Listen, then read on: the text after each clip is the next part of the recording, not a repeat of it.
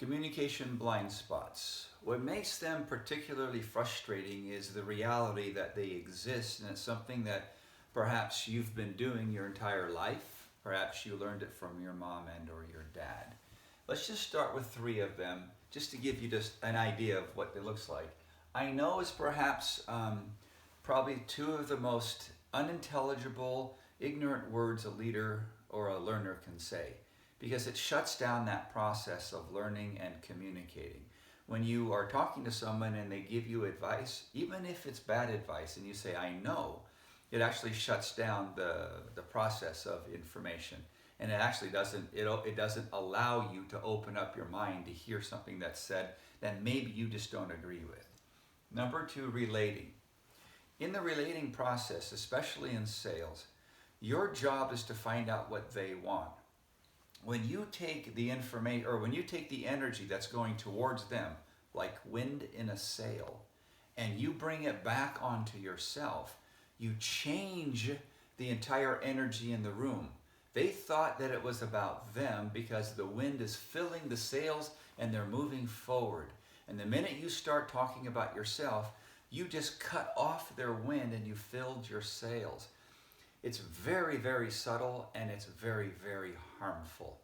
The more you can keep the topic on them, the less you can talk about yourself, the better. Now, if perchance you happen to bring up something with it just subconsciously comes up, you can cover it easily by quickly turning the attention back to them in the form of a question. So you can overcome relating by just getting it back to them.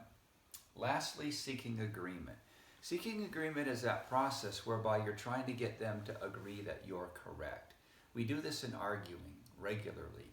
If you think back to the last time you had a disagreement with somebody, especially somebody that's very personal to you, even it could be a coworker, but as a general, a loved one, think back about your arguments. Were they not all designed to get the other person to see that you're correct? Most parents trying to help children are agreement-seeking missiles. They're nuclear warheads because it's the parent's idea. When parents start learning that they can delegate this process to their children, the children are much more likely to do what it is the parents want them to do.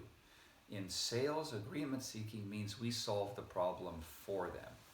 Let's do the opposite. Let's let them solve the problem for themselves given the information we give them, and then they close us.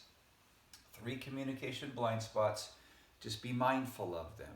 Awareness is the start, and then you can start regulating a different way of doing it.